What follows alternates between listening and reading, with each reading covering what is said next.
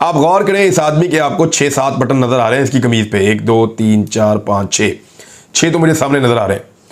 इस आदमी की कमीज के 6 बटन हैं और सामने कांच लगे हुए हैं। मैं अगर यहां से अपना ये पकड़ूं ना कॉलर और इसको जोर से खींचूं, मुमकिन ही नहीं है कि मेरे सारे बटन खुल जाएं, मेरे बटन टूट जाएंगे। आप गौर करें कि इसका गिरेबान खोल के इसको इस तरीके से किया गया है कि जैसे ये उजड़ा हुआ है, इसको बहुत मार पड़ी है।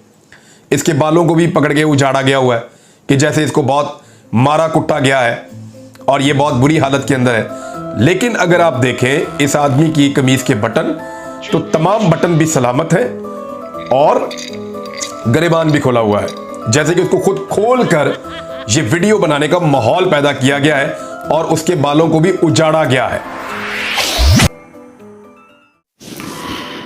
दुश्मनों को बता दो, खान आ गया है।